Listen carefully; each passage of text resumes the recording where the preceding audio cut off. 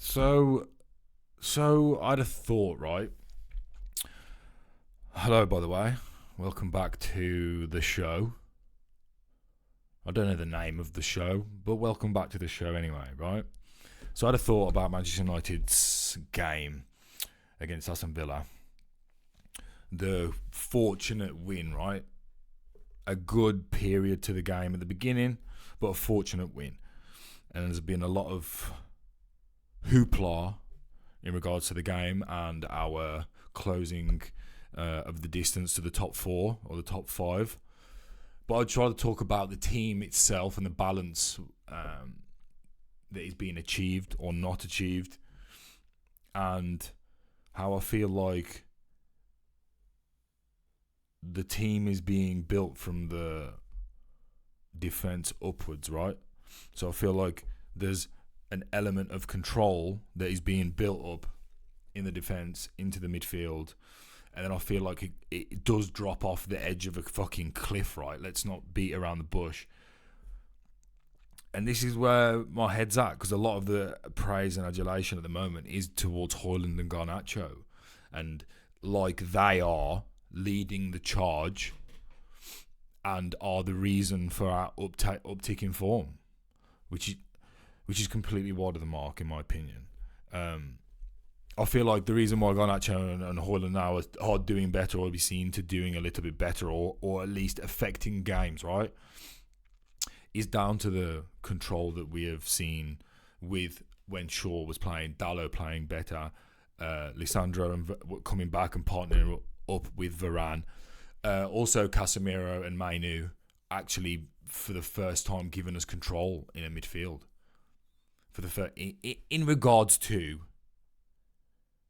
comparison to what it was, right? I'm not saying that we're controlling games how we necessarily should be, but we're actually seeing like a glimpse of a team that doesn't have to resort to just continuous transition to be effective in any way, and transition being the only way that we can play. So my idea is, or my kind of point is, that technical ability and control is kind of now filtering up the team, and the people that are getting the adulation in the final thirds, right, are not necessarily the flag bearers for this kind of mini performance revolution, right? And I mean mini, like we are still nowhere near the standard at all, right, whatsoever. But I feel like the team structure can be seen a little bit more, or it could have been seen a little bit more. Now with the injuries of Shaw and Lisandro, it makes a massive difference, like a huge difference. And we know Lisandro's important, right? But then to see also how important Shaw is, it's kind of like a stark reminder of where we are in regards to technical ability and control. Because then aside from Kobe Mainu, then we look at around the team again, and it doesn't feel that secure, does it? And then that's what we saw when Shaw went off. We saw it even when Shaw was on the field. Like without Lisandro, this team crumbles in regards to control. And as I say that we've built up, I feel Onana's good. Onana's good with his feet, right? He's good. He's controlled. He's not fucking Edison, right? But he's good with his feet. So if we're talking just in terms of just pure football terms about how we play in possession, Onana's fine, right? It's his goalkeeping that's an issue, right? It's his weight, man. The guy falls over like Shaq, bro, in stages. But in terms of on the floor with the ball, he's fine, right? So then we have then a back five when they're all fit. I know that's a fucking big if, but they have been fit recently, right? So we saw it, so we can talk about it. With Dalot, Varane, Lisandro and Shaw, and then Onana, in terms of actually like building up out of there and being quite calm and controlled and composed, and then actually being able to drill balls into the midfield, that's fine, right? The manager might not be fine in regards to how we actually are building up. He might not have enough bollocks to go back to actually trying to build up properly the way that courageous teams and managers build, right? But that unit is fine. And then you go to Casemiro and Mainu, and then you also say, like, that is fine, right? I'm on about here, I'm on about us being able to have some kind of character on the field when it comes to the technicality of the game, the composure and the control of a game. And the only then issue in that midfield for the concept that we're speaking of, in terms of control, in terms of understanding of possession and where to be and to have the composure, that's now where Bruno becomes an issue, right? And the thing with Bruno Fernandes is, when the team around him starts becoming more controlled and it starts having a little bit of more focus on possession and being able to actually take some pressure off the team for a second, and it starts being a bit more considered in its approach, then Bruno Fernandes feels that his kind of wacky hero ball game that can be effective at times, right? But I think he feels the pressure to kind of conform then to a more structured approach of how he plays, right? But then he loses all of his superpowers, or whatever powers he may have, right, on the football field. So when he tries to play within the structure, all of his strengths just disappear completely, and he's just like a real below standard player when it comes to just keeping the ball moving, keeping it ticking, looking for little 5-10 yard balls, sliding balls down the sides for Hojlund, sliding the ball in between the right back and the centre back for Rashford, and the same on the opposite side for Garnacho. Because in a system where possession, and not boring possession, but control possession, where you do try and break the lines, but you do it with consideration, right, for your teammates, not to give the ball away so they have to work again. You respect your teammates, you respect the creation of an attack, right? You don't try and rush really good things. So and he hasn't got that considerate element to him in terms of his ability technically, in terms of his patience mentally. He doesn't have that. So then Bruno kind of just he does coast through games anyway, but when he loses his thing of, I'm going to go and retrieve the ball, or I'm trying ping balls all over the shop, which I don't want, by the way, which I hate. But when he doesn't do that, then all of his like effectiveness that everybody clings onto just disappears. So then he's just absolutely null and void. So as the team progresses, as the player profile balances, as we try and be a bit more considered in our approach, Bruno Fernandes becomes less and less and less effective. And that can be said also for the forward players. It's not as bad for the forward players, because as a forward player, if you have the profile of speed and power, and predominantly speed, right, which all three of our forwards do have in Hojlund, Rashford and Garnacho, then it gives you leeway not to be so cultured or whatever, or not to be so kind of considered, because you have hopefully a few chances during a game. You're making these runs. It's about speed and it's about execution, right? And you can get away with not having to keep control of the ball. You're the end part of the supply chain, right? So you get that kind of, you get the attempt, you get the luxury of being able to operate in real intense spaces. So it doesn't apply as wholly to the front three as it does to Bruno Fernandes. And I do think for that reason, he's got to, over the next 18 months, there will just be this natural progression of him not fitting into this team. Ole Gunnar Solskjaer football was like perfect for him, in a really pragmatic, win whichever way style. It can work for him, but I feel like in the next 18 months, even when Mason Mount comes back, right? So what do you do when you have Casemiro, Mainu, and Bruno Fernandes as your starting three, right? And McTominay coming off the bench, right? So at the beginning, Mount comes back, he sits on the bench as well, right?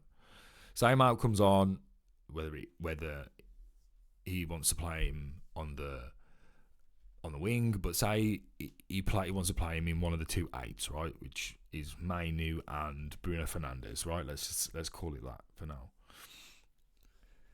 So he comes on, Mainu comes off after like 70 minutes or whatever. You do Bruno and Mount, and then same again, next game, you maybe take off Garnacho, you move Bruno to the right, and then you have Mount and Mainu, right? So I feel like that can happen. Bruno will get moved over to the right-hand side, Garnacho will come off. Or Rashford comes off, Garnacho goes on the left, Bruno goes on the right. And then you will see Mount and Mainu in those positions. Now, if Mason Mount can come back and be like anywhere near when he was at his like best for Chelsea, like more towards like the beginning of his Chelsea career, right? That's better than Bruno Fernandes in that position. It'll suit Mason Mount's game more than Bruno Fernandes if this player profile naturally moves to where it wants to go, right? Because Ten Hag can put the blockers on it and be like, we need to play more vertically. I want Bruno Fernandes to be more involved, etc., etc. He can sabotage the natural progression of this team. That block of the defensive five and Casemiro, Mainu is fine, right? That like half of our team or whatever. It's when you get into the more creative final third areas where it falls off a cliff, like I said previously. It's an interesting thing of how the team is kind of like becoming more secure and strong in that defensive to mid block. But as soon as we go past that, that's when we start to see the kind of like disjointed play. Not so. It's just like two complete different halves of our team, and that kind of attacking quintet, is that what you call four? I don't know. I think so. That attacking quintet lacks some elegance. It's the biggest thing. It's a very brute force, quite brutalist feel to it. I think Hojlund has been massively kind of like as fans, you just want things to work right, and then sometimes the need for something to work when you've seen so many other mistakes around you overrides your objectivity. And I think with Hojlund, once he got the weight off his shoulders of not having the Premier League goal, and once he got like maybe I think 2 or 3 Premier League goals right recently, he's doing the same as what he's doing before. He's just doing it with just a bit more of a proactive nature. So all of a sudden, Hojlund hasn't just like gained all these abilities over the past like month. Hojlund's just the weight's being taken off his shoulders, and he feels free. You can see it in his weird celebrations, and he seems like a really cool kid. And like I haven't got like, it's not offensive that he's in the squad, right? Like it was when at the beginning, definitely the things I was seeing. But he's still like scruffy in his play. Like he still pick up the correct positions, and it's like, oh yeah, you can teach that, blah blah blah. Okay, that's fine, but he doesn't seem to be a player that is going to thrive. Doesn't thrive in between the lines. Yes, we don't need that player, Jan. Well, if Bruno Fernandes doesn't thrive in between the lines, then what we've seen in the past is our striker needs to thrive in between the lines, right? Because that's what Martial did, and that's when we were probably more effective at times. But Rasmus Hojlund hasn't evolved into this like now, oh see, this is what we wanted, this is what we were seeing. He did yesterday. He just gets about, man. he's just a strong Weghorst, but without the pace. Like Weghorsts, like there's like hold up play, being relaxed. Like there wasn't a scruffiness to Weghorst. He just didn't have the physical, the speed, the power, and that's basically it, right? He didn't have the physical attributes, even though he was quite big. But he had the kind of like element of being able to like link play and composure and getting into like decent positions. Rasmus is still just like all over the shop, right? And that's kind of his game. Like Erling Haaland has kind of like streamlined himself to this kind of like nth degree where he just gets involved in absolutely nothing. And because he's in a good team as well, and it's very streamlined, so like De Bruyne just like lands into the stream. He just gets into that kind of like slipstream, and then it's so kind of like there's no fat. It's so like it takes almost all the enjoyment out of football, seeing in a weird way, seeing De Bruyne pass to Haaland and score, because it's just like all the kind of like beauty of football. It's like it's so it's like so simplified.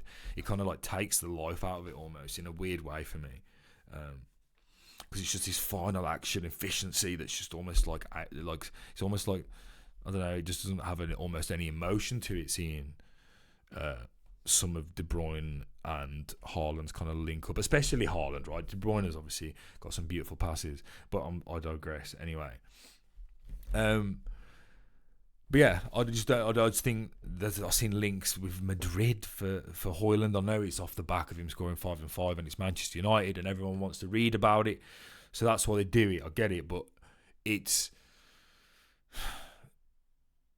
like he's not the guy, right? Like we still need Ivan Toney or something or somebody. Oh, sorry, I need a piss, man. Really fucking bad.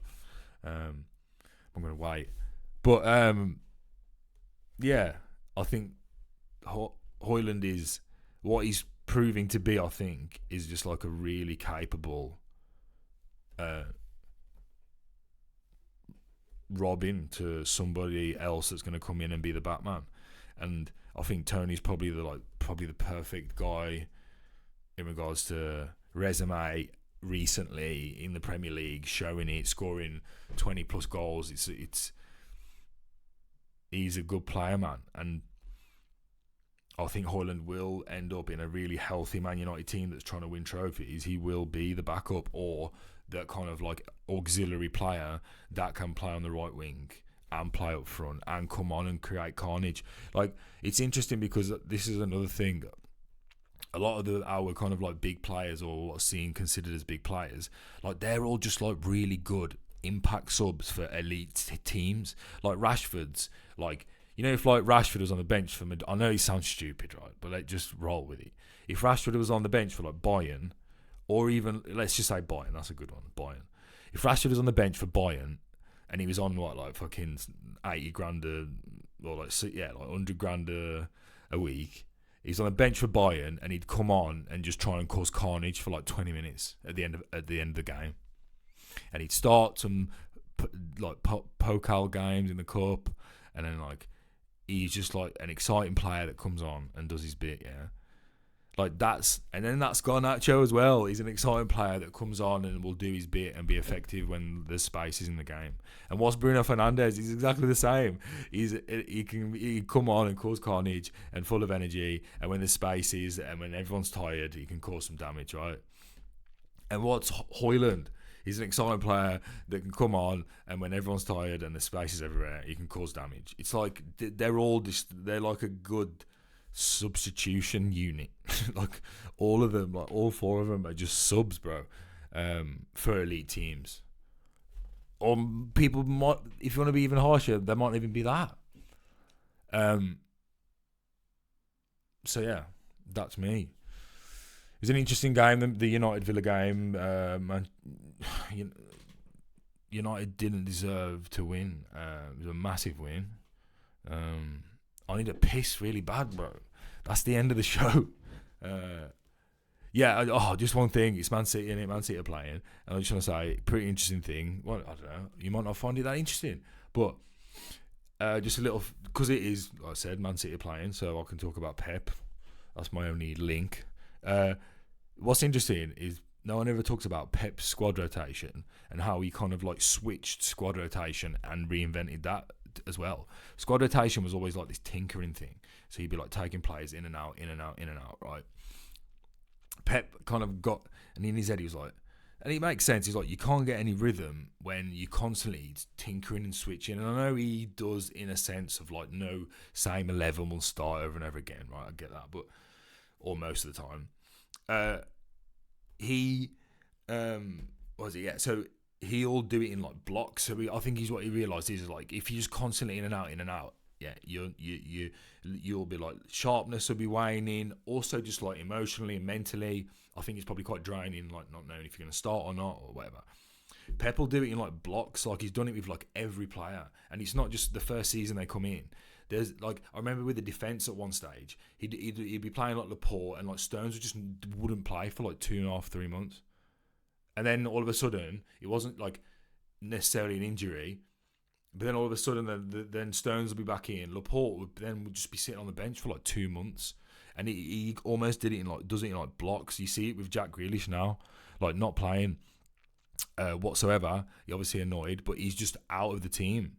And I know it's like, well, that's traditional. That's how it works. A player plays well, and then he's in the team, and then he has a run. But I feel like it's a lot more considered with Pep, and I feel like, it's these blocks. It's almost like he's trying to get them to. It's like giving them humility, making them understand the kind of like structure and the hierarchy, and not for you to feel like you're too much of an integral part of the team, unless it's like painstakingly obvious, where like Haaland comes in and scores 50 goals, cool, and then like De Bruyne is the fucking assist king of the Premier League. I get it, but like everyone else is, and then like Rodri, cool. So you've got like your spine, but apart from the spine, he has like messed about with players in terms of giving them a block of time on the sidelines, and then like when they're on the sidelines, unless they're needed because of like injury crises, they're on the sidelines, mate, for like 4, 5, 6, 7, 8 games, and they're just not part of it. And they'll be coming on maybe here and there, but they'll be used like very sparingly.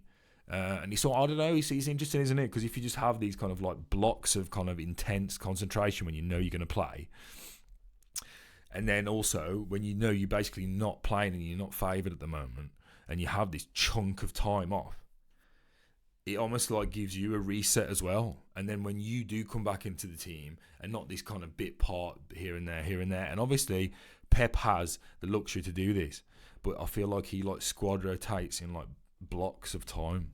But anyway, I need a piss. I'm out. Peace.